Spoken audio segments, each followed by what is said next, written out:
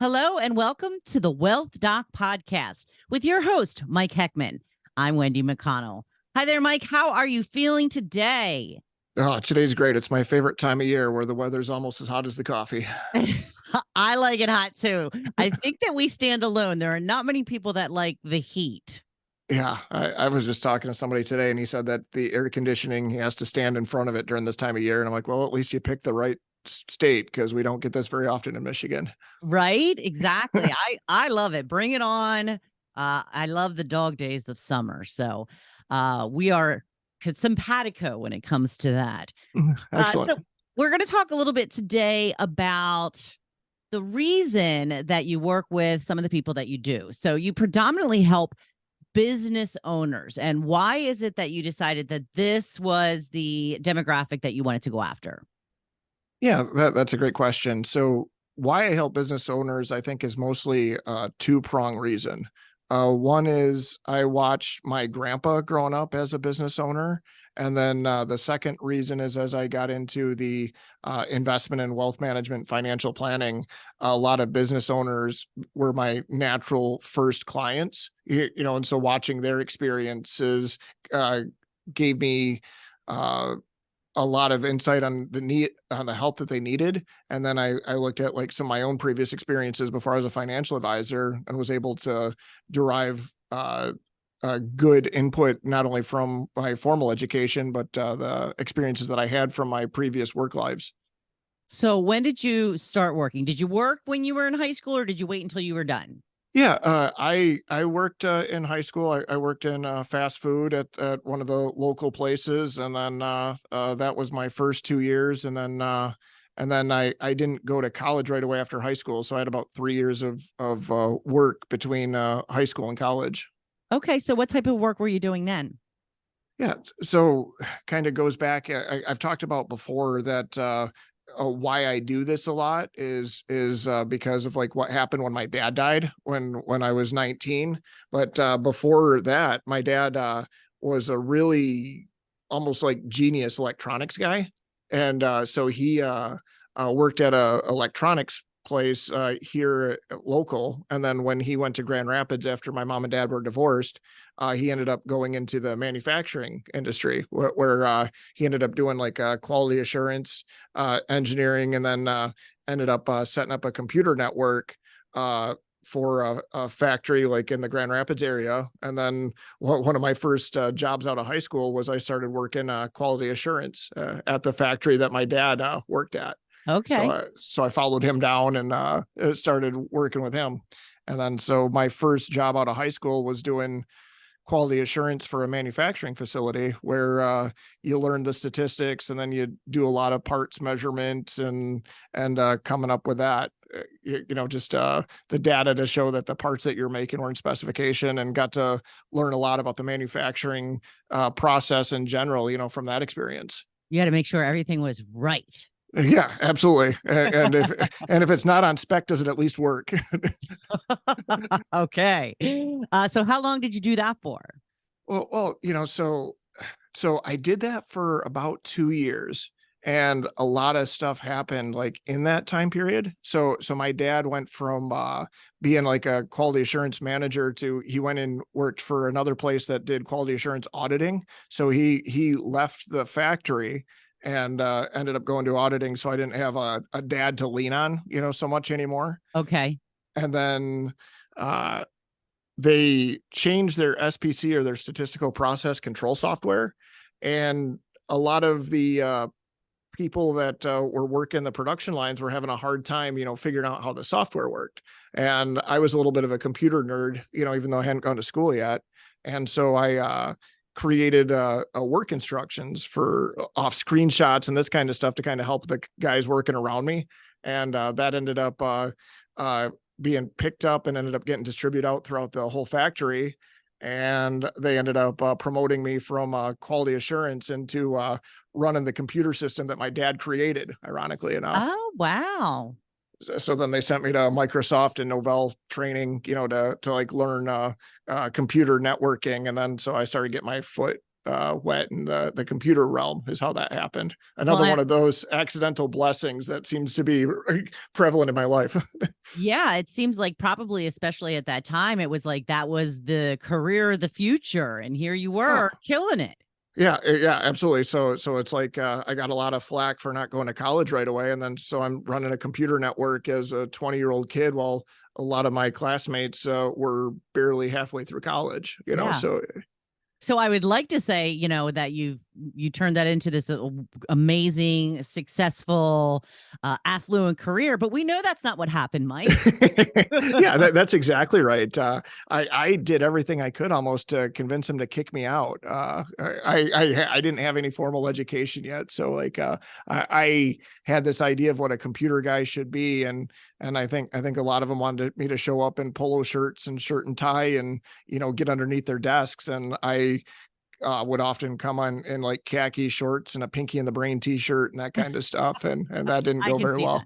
Yeah, and then this was in the 90s, and the year 2000, like the Y2K bug, Oh, it yeah. was everybody was so scared of that, and so I set up like these little test networks to say, hey, here's what's going to happen to our software when the Y2K, and I couldn't find a problem, and so I reported that, and some of the engineering managers and those things are like, I don't feel like Mike's doing enough about the Y2K problem, and so when Y2K, as we all know now, didn't end up being nearly as big of a deal as we thought it was at the time, I wasn't mature enough to be gracious about that yet. So Uh-oh. I was kind of telling "I told you so" to guys that You shouldn't had a have lot done more experience and education than I did, and I could have handled that a lot better. And I found myself unemployed from the IT industry shortly thereafter. that. Oh no. Okay. So, what was next for you then? Yeah. So I as a 20-year-old kid now went from living large to unemployed. So I went down to the unemployment office, and then ended up cashing my first unemployment check, and that just felt like rotten. So I went through the want ads, and I was a certified network administrator, CNA. But if you look in the want ads, as some of you may know, there are other kinds of CNAs that are a very different job. That's also certified nurse's aide, as I find Uh, out. So okay. helping old guys with their diapers is very different than the skill set that I had. As far as like making computers talk to each other and sharing internet connections. So I ended up taking a part-time job at one of the fast food places, down the road, because I had done that a little bit in high school, just thinking, that, hey, I'll make a little extra money while I'm figuring out my next computer job. And then I ended up getting promoted twice in about 6 months. And so I was second in charge of that restaurant. And then my boss there ended up bringing me to switch roles there, and I ended up with a district job at another fast food chain down there in Grand Rapids. So I was part of a team that would go fix problem stores. So I got to go from manufacturing to food service leadership. It was Yeah. what I ended up doing. So I got a real strong feel for those systems, as well. And then from there, then I decided that my dad died, and then one of my last promises to him was that I would get an education. So I ended up resigning my post there, and then went and got my job as the working at a ISP, and more of like the local Scottville area, and then started my school for software engineering. Okay. So, what were you doing then at the time? So this was something that was important to your dad, that you get a college education. Yeah, that was like one of the last things he asked me to do before he died. So he sat me down in his office, and he's like, "What are you doing?" I'm like, I'm living large. I'm doing this, and he's like, "Mike, you're too smart not to get educated. Just please for me, get educated." And Okay. I'm good, Dad. But thanks. And then after he died, I'm like, yeah, just kind of felt like something I had to do then, just Yeah. for a lot of reasons, but a big part of keeping my promise to him. Yeah.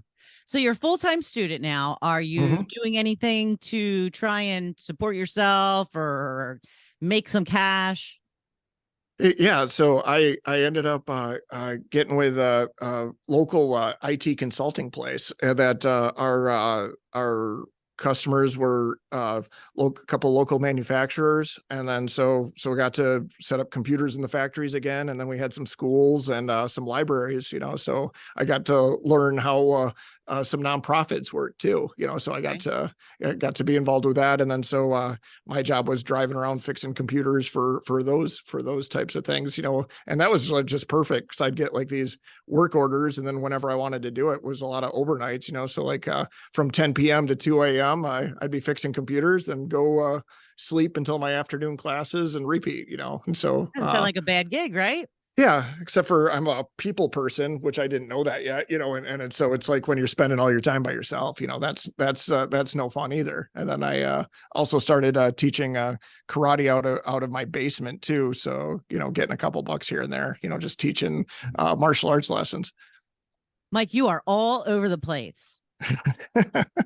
Yeah, it's like all these things, sometimes I think we're like wasted energies or not finding it, but when you're helping people with different business types and with the different goals, I find myself now gleaning different aspects out of these different experiences to help out people now. So it's just serendipitous, just how that's worked out. And this is how you know so much about what people that run their own businesses need. Oh yeah, I've seen as an employee factor, the several different businesses, and then as a business owner, just I've had a failed, martial arts fitness business. I've had a failed IT business. Then I've had a successful martial arts business and a successful financial services business. I've gotten to see a lot of my own mistakes and successes, and then I've gotten to vicariously do that for countless people, professionally. So it's been fantastic. So you finish school and you've got that degree and you're like, yes, I did it. This is when I become a financial analyst, right, Mike? yeah, that's funny too. Yeah, so like when I did my undergrad, I did it for business management with a minor in computer information systems is what I ended up doing. Because I thought I wanted to design software because that was something that I had an aptitude for a little bit. So my dream job while I was first going to college, doing the software engineering was carry a laptop from beach to beach to beach, uploading code and downloading paychecks. I'm like, why not do that? And Sounds then amazing.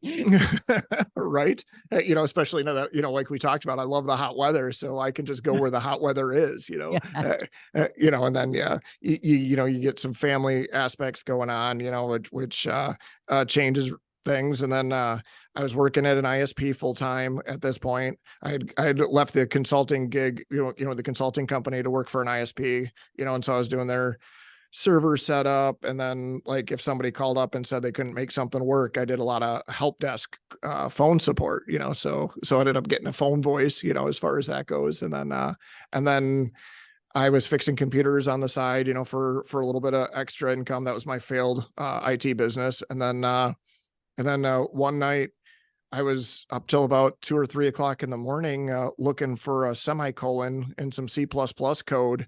And I go to the bathroom and I look at myself in the mirror and I splash water on my face. And I'm like, oh my gosh, it like hit me like an epiphany. It's like, I don't like any of my classes. I don't like most of my classmates. I don't like either of my jobs. Why am I working so hard to commit to the next 30 years on something I can do, but I so don't enjoy, like Right. the web creation, that stuff. So I ended up dropping out of school, quitting my job.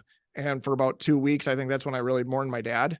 And then when I came back, then I went back as a business major. And this was like shortly right before the Enron stuff came out and all that other stuff, and shortly before the 9/11 stuff, to kind of, give that timing, and then I ended up getting a job off the bulletin board, at the college, for a local furniture store, to learn sales. So I'm like, all right, I'm going to learn how to sell furniture because I'm now going to be a business guy instead of a computer guy, so that seemed part of it. And Right. then I avoided finance. Like I took I took the accounting courses and as minimum finance courses as I could, because I knew that's what I didn't want to do. I did not want to be a finance guy, No, of course not. so right. I can't even believe that's real now, but yeah. So at the time I ended up getting a job with the place I was taking martial arts lessons from. And then so I'm selling martial arts lessons, teaching martial arts, selling furniture. And then uh I was working on an MBA,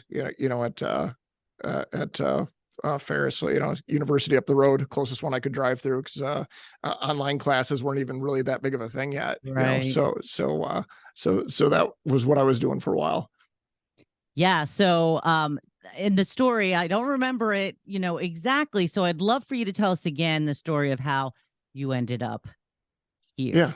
Yeah. So then I ended up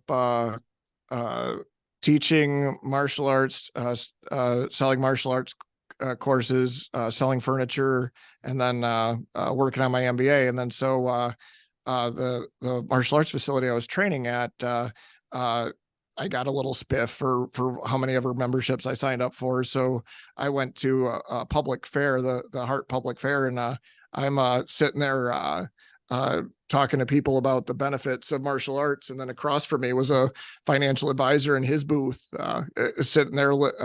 And so I spent 40 hours watching him interact with the public. And I thought, wow, I'm listening to some of the stuff that they were saying there. And if he can do it, I felt like I could do it, and then so I applied for the firm that he worked for, that night, passed their test and ended up working, that's where I got that start. And then I ended up dropping out of my MBA classes to become a financial advisor and get my like Series 7 and 66 and life accent, all that stuff that they make you get to first sit in the chair as a financial advisor.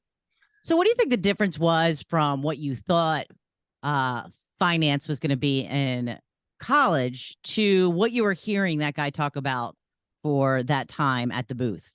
Yeah, that's a great question. The difference between, my preconceived notions of what finance was versus what I heard at the booth. My preconceived things of finance was like what you see in the movies, and I'm not going to name off the movies, but you kind of get those like those stockbroker in the pit, trying to, hash and slash their way up, and yeah. And there's so many, awful business guy movies, when I grew up in the 80s, and it's like I didn't want any, business in that perceived slime. And then I don't know that the guy that I was listening to was very articulate or had like a real strong business knowledge, which I was feeling like I was starting to get at that point. But then it wrapped around into, well, gosh, so this isn't about, buy, sell, hack slash, trade places with someone and make them the patsy. It's like most of what these people are doing is talking to people and, helping them get their stuff together, helping them get where they want to go, and that was like, probably if I had just sat there and listened to it for a day, I would have brushed it off. But when you're sitting there like every day for 8 to 9 hours a day, listening to those conversations, and it's like, wow. Okay. So that's what they do. All right. And I'm listening to him. And if he can do that, I feel like I can do that, and that's like the first time that, and then like it resonates. It's like, okay, when my dad died, I had no idea what I was doing. I didn't even know whose advice to take. And I'd gotten so much good advice that I didn't take, and I'd gotten bad advice that I did. And I handled the insurance wrong. I handled what assets to keep and sell and give back wrong. There was so many monumental financial mistakes that I made for the detriment of myself and my siblings, that had I had someone that was capable and cared then, like how freaking powerful would that have been? So not only did it seem like this was a place I could work locally and use my education, but then it gave me the opportunity to like be the guy that I needed then, for these other people, and that elevated my perception of what a financial advisor was by like 15. If there's a 10-notch system, it elevated that role by about 15 notches for me. Wow. Okay. So you mentioned your grandfather earlier in the podcast. So what kind of influence did he have on you? Yeah. So Sauble Point Wealth Management is named after the Sauble Point Lighthouse that my grandpa grew up at. His influence on me was tremendous. Growing up, he had the house next door to our house. So anytime I wanted to go visit grandpa, if he wasn't at work, it was 100-yard walk, so it was, I know because he measured it out for me, so I could find out how fast I was running. My 100-yard dash from my porch to his porch. So it was almost exactly 100 yards. And then the first computer I built, he's the one who taught me how to put the pieces together and put the software in to make them work. The fantasy novels I read, my first forays on that were the stuff that he passed down to me. And where I had my first office was about 3 blocks from where his mechanic shop was. So when I had downtime, I'd go sit in his shop and talk to him. So I can't state enough like what kind of impact he had on me. Oh, you looked like you were going to say something. So I just wanted to, I'll do a little break here. I just wanted to find out about the charity part of it.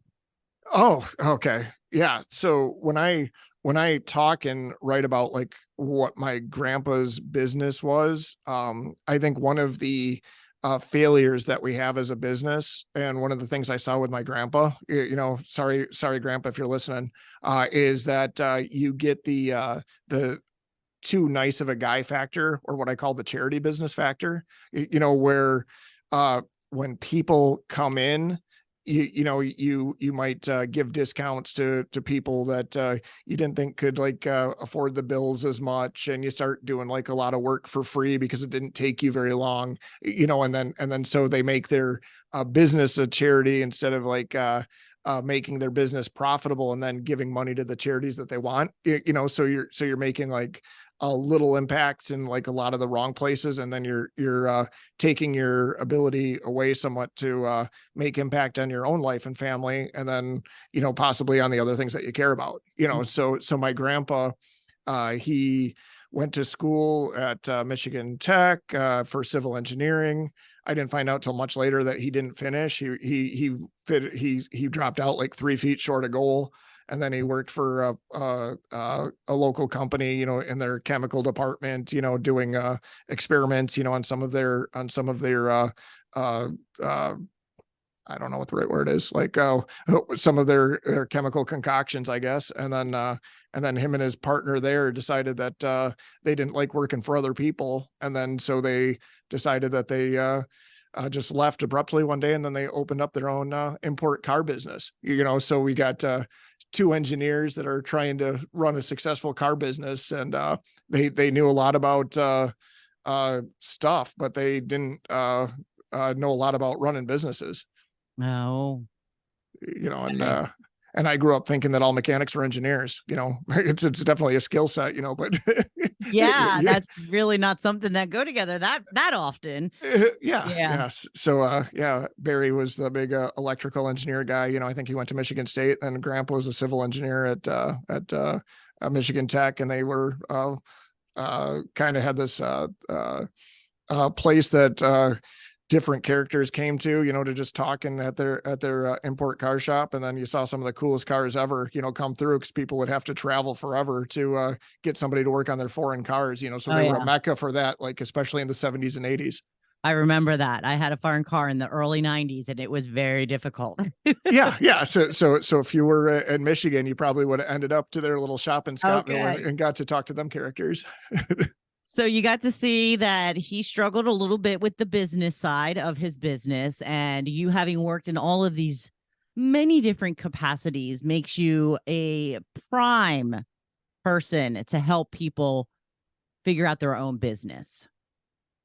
Yeah. I think that's definitely the goal is, hopefully, just, I went to school for business management at first, and I did my master's of science in finance, financial planning. And then I circled back, for my postgraduate, doing my doctor of business administration, financial management. So, getting all the academic, stuff with being like the certified exit planning advisor and whatever, but having what I find myself, the advice that I give doesn't necessarily come from some academic regurgitation of something that I read in one of those books. It seems to uh, be application of some of that stuff with stuff that I've seen, either directly from my own business experience or vicariously, like living through grandpa, or vicariously living through some of the other people that I've helped, so it just kind of turns into like a braid of, and it surprises me of like where some of the stuff comes from.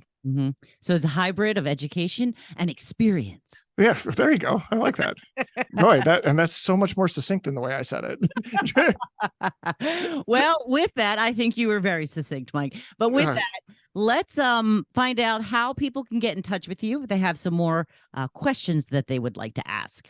Yeah, so definitely the sablepointwealthmanagement.com, SABLE, pointwealthmanagement.com.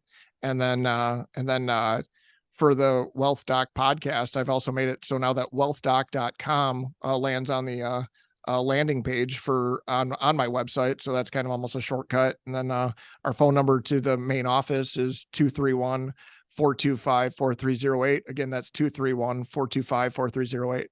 All right. Thank you so much. And thank you for joining us today. Please like, follow, and share this podcast with your friends. Until next time, I'm Wendy McConnell.